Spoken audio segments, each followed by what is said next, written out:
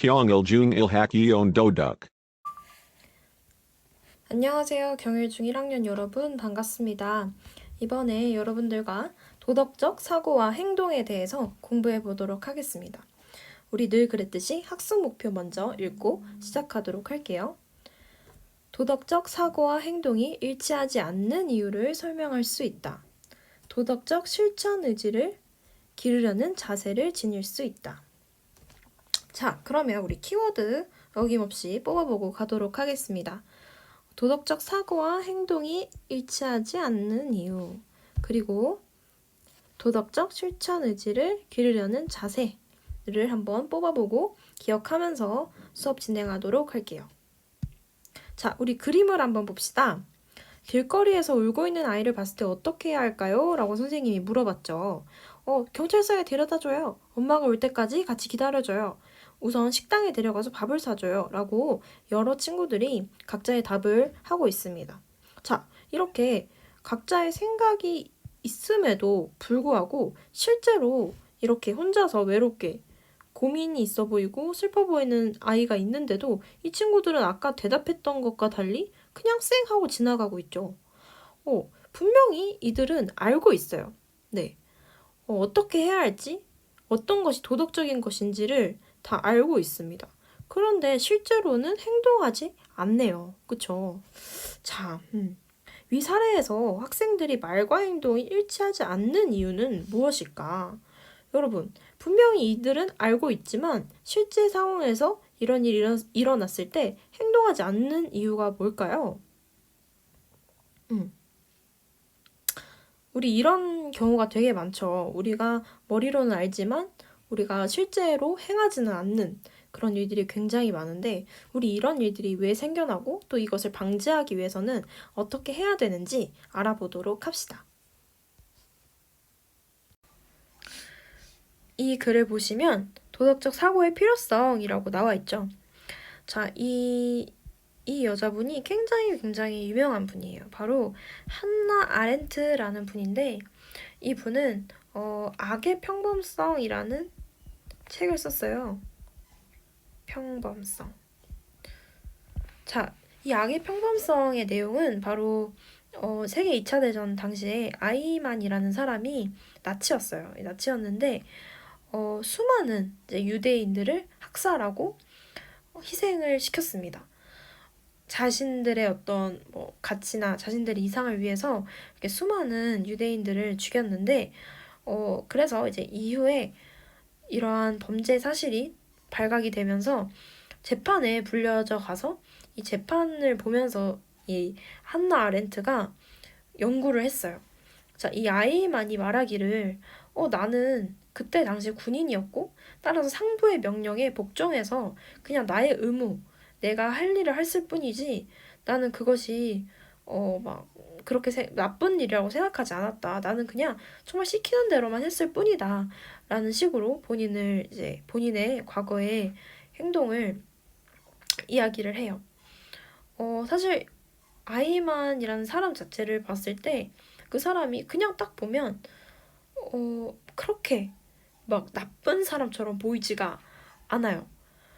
그냥 그 사람은 어떤 한 가정의 아주 자애로운 아버지였고 또 주변 사람들에 대한 평가도 심지어 좋았고 그런데 그 사람은 어떻게 보면 한편으로는 매우 잔혹하게 수많은 유대인들을 학살한 사람이라는 거죠. 여기서 이제 악의 평범성이라는 제목을 지은 이유가 드러나는데 바로 여기서 또 도덕적인 사고의 필요성이 주목이 됩니다. 사람이 악인이라는 게 정말 나는 진짜 나쁜 행동을 해봐야지. 나는 진짜 도덕적으로 비난받을 짓을 한번 해볼 거야. 라고 하는 악인들보다 나는 잘못된 행동을 했지만 그것이 진짜 잘못된 건지 몰랐어. 나는 그냥 누가 시켜서 했을 뿐이야. 나는 이게 그렇게 나쁜 행동이라고 생각하지 않았어. 라고 하면서 악한 행동을 해서 악인이 되는 경우가 더 많다는 거죠. 어떻게 보면 정말 평범한 사람처럼 보이지만 우리가 이런 도덕적인 사고를 하지 않을 때는 그 행동이 도덕적이지 않고 매우 비도덕적인 행동이 될 수 있다는 거죠. 따라서 이러한 아이만의 사건을 통해서 이 한나 아렌트는 이런 도덕적인 사고의 중요성, 나 스스로 이것이 진짜 도덕적인지 아닌지에 대해서 다른 어떤 누구의 권위와 뭐 분위기와 상관없이 스스로 주체적으로 도덕적인 사고를 할 수 있는 능력에 대해서 많이 주목해야 된다라고 말한 책이 바로 악의 평범성이라는 책입니다. 따라서 우리는 어떤 도덕적인 사고가 도덕적인 행동으로 이어지기 때문에 이 사고의 중요성을 매우 강조하면서 여러분들도 도덕적인 사고를 잘 할 수 있는 그런 경일중 1학년 여러분 됐으면 좋겠습니다. 네, 그런데 도덕적인 사고를 하지 않고도 도덕적인 행동을 할 수 있는 것처럼 여겨질 때가 있어요. 도덕적인 사고를 하지 않고도 도덕적인 행동을 할 수 있는 것처럼 여겨지는 때가 있는데 그것은 예를 들어 이런 거죠.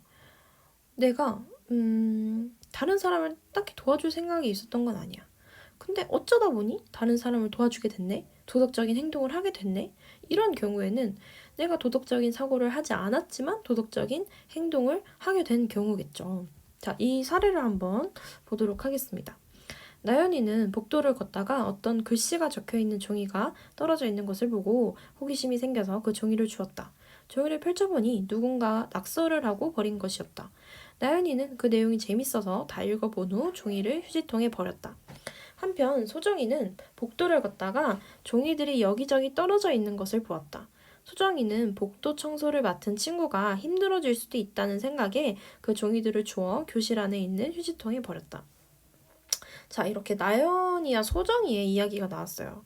둘 다 똑같이 복도에 버려진 종이를 주워서 휴지통에 넣었습니다. 둘 다 어떻게 보면 똑같은 행동을 한 거예요. 자, 그런데 이 둘 중에 도덕적인 사람이 있고 도덕적이지 않은 사람이 있다면 누가 도덕적인 사람이고 또 누가 도덕적이지 않은 사람일까요? 자, 소정이와 같은 경우에는 어떻겠어요?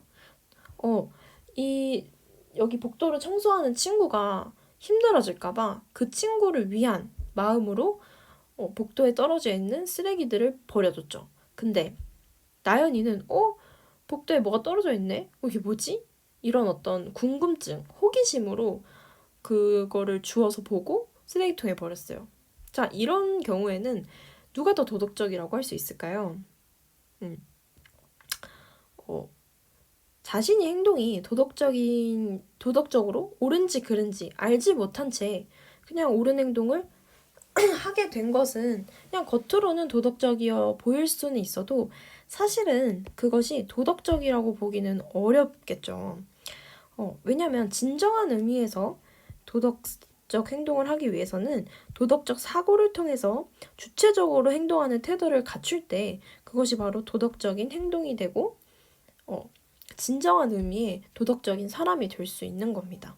자, 이런 얘기를 이것도 그냥 참고로 들었으면 좋겠는데 이러한 이야기를 그 근대 서양의 근대 사상가인 칸트가 이런 얘기를 했어요. 어떤 행동에는 도덕적인 행동에는 두 가지가 있을 수 있다. 바로 의무적 행위와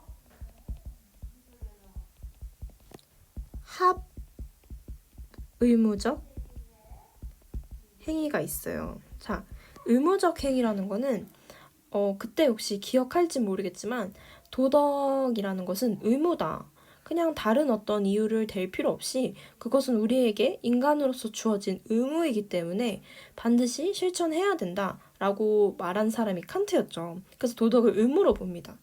그래서 이 의무적 행위라는 것은 이것은 내가 사람으로서 마땅히 도덕적으로 해야 하는 일이기 때문에 내가 해야 한다라는 그런 사고를 가지고 행동하는 것이 바로 의무적 행위예요. 그런데 합의무적 행위와 같은 경우는 그러니까 맞다는 거예요. 그러니까 의무에 맞게 행위를 한 거라는 뜻입니다. 합의무적 행위. 좀 어려울 수는 있는데 이 합의무적 행위라는 것은 우리가 도덕적인 사고를 통해서 이것은 우리가 도리이기 때문에 지켜야지 이런 다른 사람이 이런 과정을 통해서 힘들어질 거니까 내가 그걸 미리 방지하기 위해서 이렇게 배려해야지 라는 그런 어떤 생각에서 나온 게 아니라 우연히 도덕적인 행동을 하게 됐을 때, 의무에 맞는 행위를 하게 됐을 때, 그런 행위를 바로 합의무적 행위라고 하거든요. 그래서 칸트는 이 두 가지 행위 중에서 도덕적인 행위는 바로 이 의무적 행위다라고 봤습니다. 그래서 이거는 겉으로는 의무적인 행위로 보일 수는 의무에 맞는, 도덕에 맞는 행위로 보일 수 있겠지만 사실은 도덕적인 행위가 아니다라고 평가를 하기도 했어요.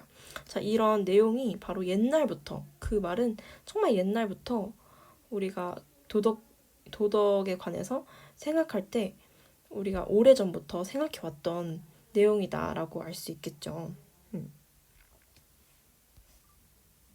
네, 그런데 도덕적인 사고를 하지 않고도 도덕적인 행동을 할 수 있는 것처럼 여겨질 때가 있어요.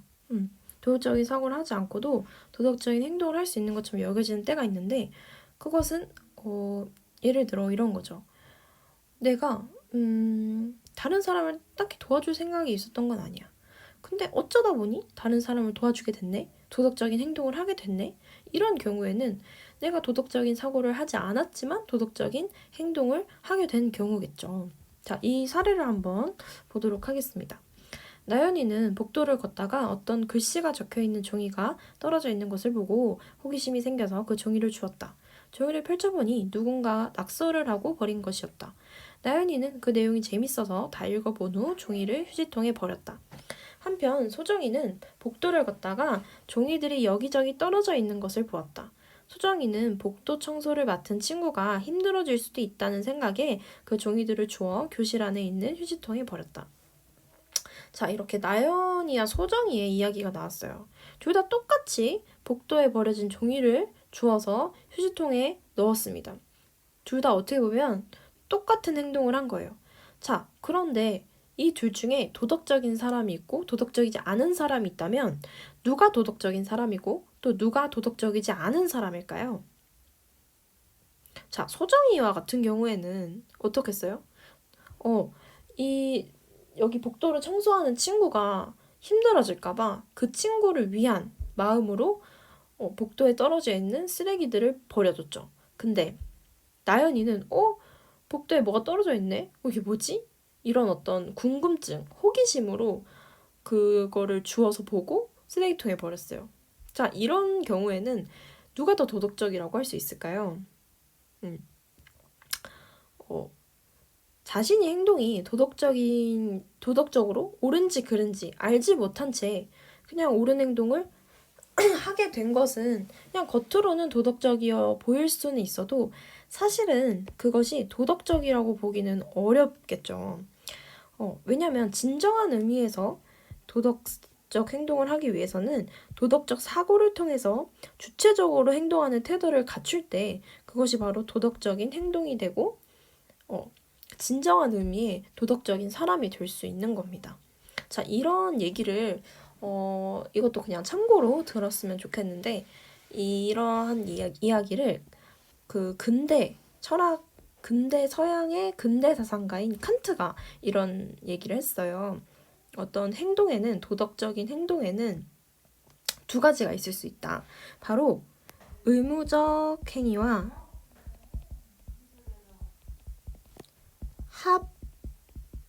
합의무적 행위가 있어요. 자, 의무적 행위라는 거는 그때 혹시 기억할지 모르겠지만 도덕이라는 것은 의무다. 그냥 다른 어떤 이유를 댈 필요 없이 그것은 우리에게 인간으로서 주어진 의무이기 때문에 반드시 실천해야 된다라고 말한 사람이 칸트였죠. 그래서 도덕을 의무로 봅니다. 그래서 이 의무적 행위라는 것은 이것은 내가 사람으로서 마땅히 도덕적으로 해야 하는 일이기 때문에 내가 해야 한다라는 그런 사고를 가지고 행동하는 것이 바로 의무적 행위예요. 그런데 합의무적 행위와 같은 경우는 그러니까 맞다는 거예요. 그러니까 의무에 맞게 행위를 한 거라는 뜻입니다. 합의무적 행위. 좀 어려울 수 있는데 이 합의무적 행위라는 것은 우리가 도덕적인 사고를 통해서 이것은 우리가 도리이기 때문에 지켜야지 이런 다른 사람이 이런 과정을 통해서 힘들어질 거니까 내가 그걸 미리 방지하기 위해서 이렇게 배려해야지 라는 그런 어떤 생각에서 나온 게 아니라 우연히 도덕적인 행동을 하게 됐을 때, 의무에 맞는 행위를 하게 됐을 때, 그런 행위를 바로 합의무적 행위라고 하거든요.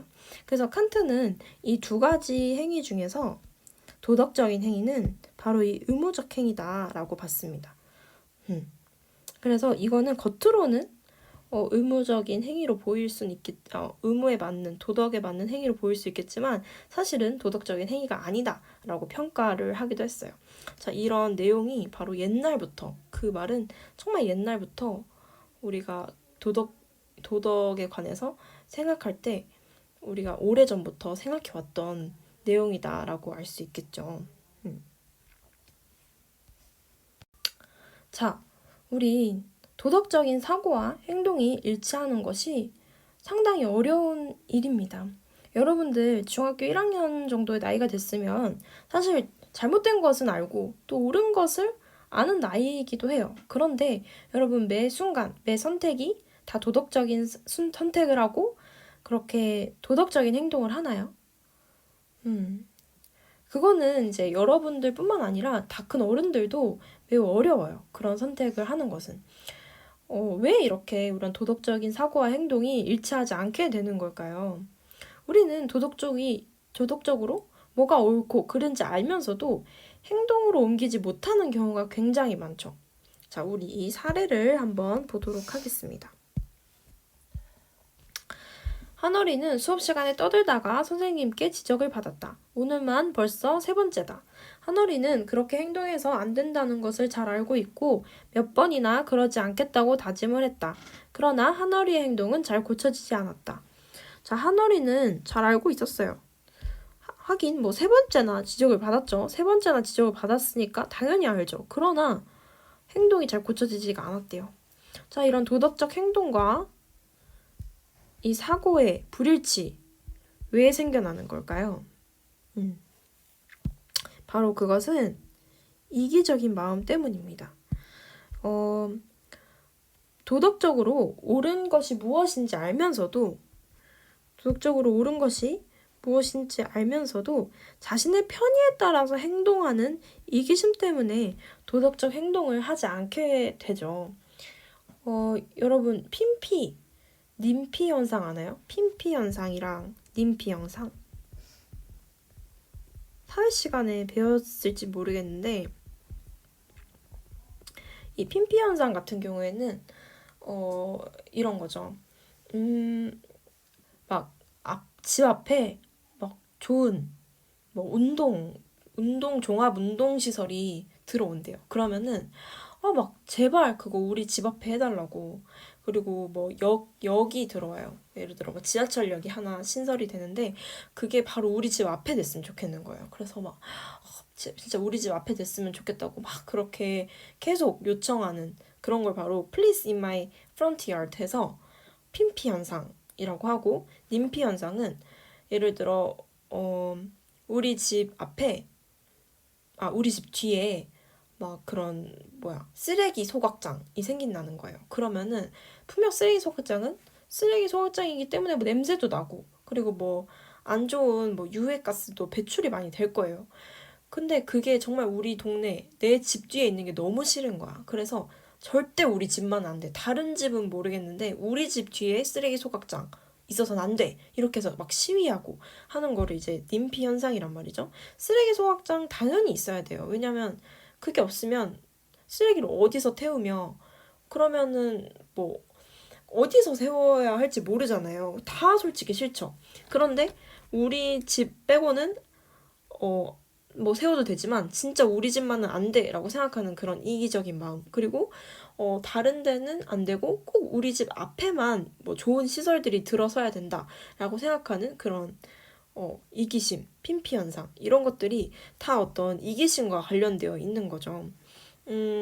뭐 그런 예로 우리가 뭐 장애인들을 우리와 동등한 인격체고 그래서 차별하지 말아야 된다라는 생각을 그런 도덕적인 사고를 누구나 하지만 만약에 뭐 장애인 복지시설 같은 곳이 우리 집 앞에 들어선다라고 하면은 반대하는 사람들이 굉장히 많아요. 뭐 선생님도 지나가다가 보면 노인 요양 시설, 뭐 노인 요양보험, 노인 요양 복지 시설 막 이런 뭐 시설이 우리 집 앞에 들어오는 걸 반대한다라고 하면서 엄청 그 플래카드도 걸어놓고 하는 것들을 선생님도 가면서 많이 봤거든요.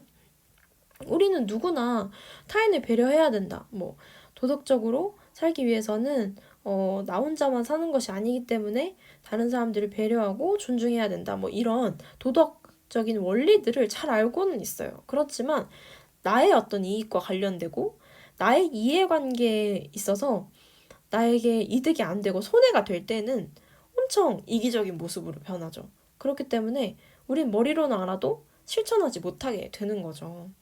이처럼 우리가 도덕적인 사고와 행동이 일치하지 않는 이유 중에 하나가 바로 이런 이기적인 마음, 이기심 때문이다라고 볼 수 있겠습니다. 자, 우리가 도덕적인 사고와 도덕적인 행동이 불일치하게 되는 원인 중에 하나인 이기심에 대해서, 이기적인 마음에 대해서 알아봤는데 하나가 또 더 있죠. 바로 무관심하기 때문이에요.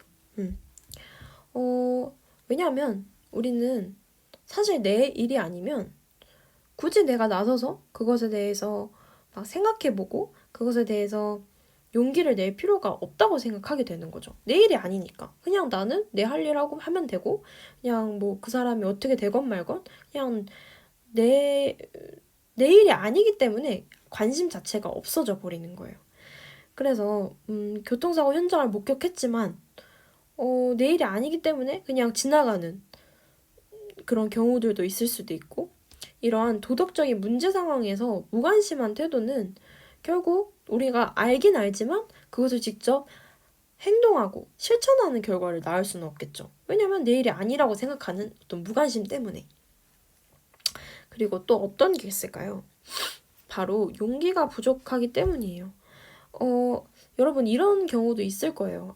나는 도덕적인 생각도 하고 그리고 막 나서고도 싶어. 실천하고도 싶은데 지금 다른 사람이 아무도 나서지 않아. 다른 사람은 오히려 도와주지 말자고 해. 그런 친구들이 내 주변에 오히려 더 많아. 그럴 경우에는 나는 좀 뭔가 내가 여기서 나서서 뭔가 다른 사람을 도와주고 도덕적인 행동을 한다는 것이 굉장히 좀 쉽지 않게 될 수가 있어요. 즉 상대방의 권위에 눌리거나 자신이 소속되어 있는 집단의 분위기에 따라 잘못된 행동을 거부하지 못하고 따르는 그런 경우가 있죠. 여기 사례 한번 읽어보도록 할게요. 나는 내 짝이 다른 친구들에게서 돈을 빼앗는 것을 여러 번 목격하였다. 특히 몸이 약한 친구들이 돈을 주지 않으면 폭력을 쓰는 것도 봤다. 내 짝이 나에게 돈을 요구하지는 않지만 다른 친구들이 더는 피해를 보지 않게 하려면 선생님께 이 사실을 알려야 할 것 같다. 하지만 이 사실을 선생님께 말씀드리면 내 짝이 틀림없이 나를 괴롭힐 것 같다. 그냥 모르는 척 해야겠다. 자, 전형적인 학교폭력의 사례죠. 학교폭력도 실제로 이렇게 많이 이루어지죠. 어떤 친구가 학교폭력을 당하고 있다는 사실을 당사자뿐만 아니라 주변에 다른 사람들도 많이 알 거예요. 다른 친구들도 많이 알지만 내가 나섰다가 괜히 나까지 피해를 받으면 어떠지? 그리고 잘못된 건 알긴 알지만 지금 이 분위기에서 내가 이렇게 나서면 좀 뭔가 안 될 것 같아 라고 해서 그렇게 방관하면서 그런 학교폭력의 사례가 더 심각해지는 그런 일들이 우리 사회에서 많이 일어나고 있어요. 이런 사례의 주인공은 이제 자기보다 힘센 친구가 나쁜 행동을 하는 것이 옳지 않다고는 생각했지만 내가 용기가 없기 때문에 그 상황을 바꿀 수가 없었죠. 그래서 이런 도덕적인 행동이 이어지지 않는 이유는 바로 내가 생각하는, 나만 생각하는 이기심, 그리고 내 일이 아니다 라고 생각하고 관심을 아예 가져버리지 않는 무관심, 그리고 상대방의 권위나 그 자신이 소속되어 있는 집단의 분위기에 눌려서 잘못된 행동을 거부하지 못하는 이런 용기의 부족 때문에 도덕적 사고를 도덕적 행동으로 옮기는데 어려움이 있죠. 자, 그럼 정리를 그냥 한번 해볼게요. 도덕적 사고에서 도덕적 행동으로 연결되지 않는 첫 번째 이유는 나만 생각하는 이기심, 이기적인 마음 때문이고, 그리고 나의 일이 아님으로 상관없다라고 생각하는 무관심, 그리고 그쵸? 용기의 부족. 상대방의 권위나 집단에 소속돼 있는 그 집단의 분위기 때문에 하지 못하는 이 세 가지, 이기심, 무관심, 용기의 부족이 있겠죠. 네, 그러면 우리가 도덕적인 사고에서 행동으로 이루어지지 않는 이유 세 가지에 대해서 알아봤죠. 그러면 우리는 여기서 끝나는 것이 아니라 어떻게 하면 그런 도덕적인 사고에서 행동까지 나아갈 수 있는지, 그래서 정말 도덕적인 사람이 될 수 있는지에 대해서 우리 한번 공부해 보도록 할 텐데, 바로 그렇게 나아가기 위해서는 도덕적 실천 의지가 있어야 해요. 자, 도덕적 실천 의지는 바로 도덕적 문제 상황에서 자신이 해야 할 바를 행동으로 옮기려는 굳은 마음가짐이 바로 도덕적 실천 의지예요. 내가 이런 도덕적 실천 의지가 강하면 강할수록 내 머릿속에 있는 도덕적인 사고가 실제 상황에서의 도덕적인 행동으로 옮겨질 수가 있겠죠. 자, 그러면 이러한 실천 의지를 우리가 기르기 위해서는 어떤 노력을 해야 될까요? 바로 반성하는 태도를 가져야 한다는 겁니다. 우리는 어떤 사고를 하고 행동을 하는 게 굉장히 사실 어떻게 보면 단순해 보이긴 하지만 그 안에 우리가 많은 시행착오를 거치고 또 거기서 배우는 것들이 있죠. 때문에 우리가 나는 이런 마음을 가지고 이런 생각을 가지고 한 행동이 이런 결과를 낳았네? 이렇게 생각해서 했지만 이 부분에서 내가 다른 사람들을 배려하지 못했네? 라는 반성적인 태도를 가짐으로써 점점 더 다음에는 그러면 이런 식으로 다른 사람을 배려해야겠다. 이런 식으로 다른 사람들에게 이렇게 대해봐야겠다. 라는 이런 반성하는 태도가 도덕적인 행동을 낳을 수 있는 가능성을 훨씬 더 높이겠죠. 그래서 이렇게 잘못을 깨닫고 반복하지 않겠다는 다짐을 함으로써 우리는 도덕적인 실천 의지를 기를 수 있게 되는 겁니다. 자, 그리고 우리가 이렇게 반성하는 태도에서 끝나는 것이 아니라 그것을 계속 습관으로 우리 몸 안에 착 붙게 계속 노력을 해야 되죠. 바로 올바른 습관을 기르는 것입니다. 자, 습관이라는 거는 계속 되풀이해서 내 몸에 저절로 익혀져서 그게 자동으로 그냥 이렇게 나오게 되는 게 바로 습관이에요. 그래서 이런 도덕적인 행동도 내가 계속 도덕적인 사고를 하고 또 반성도 해서 그것을 또 실천하는 것이 매우 익숙해지면 그게 올바른 습관이 돼서 우리가 도덕적인 행동을 그 어떤 상황에서도 자연스럽게 할 수 있게 되겠죠. 도덕적 행동 역시 오랜 시간 반복하면 몸에 익은 습관이 됩니다. 그래서 우리는 올바른 습관이 몸에 배면 어떤 상황에서도 도덕적으로 행동할 수 있기 때문에 계속해서 우리는 올바른 습관, 반복해서 실천하여서 습관을 만드는 것이 매우 중요하죠. 자, 그래서 우리가 도덕적인 실천 의지를 기르려고 할 때는 첫 번째 어떤 노력이 필요하죠? 반성하는 태도죠. 반성하는 태도. 두 번째는 올바른 습관.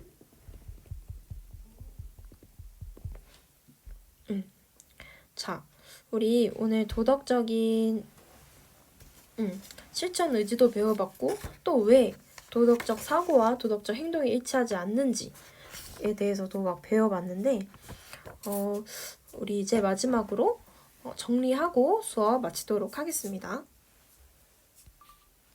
네, 그러면 우리 도덕적 사고와 행동 단원 마무리하기 위해서 정리하고 진짜 마무리하도록 하겠습니다. 자, 우리가 도덕적 사고는 왜 필요한가에 대해서 공부하면서 도덕적 사고의 의미와 역할에 대해서 공부했었죠. 도덕적 사고의 의미는 뭐였죠? 도덕적 사고의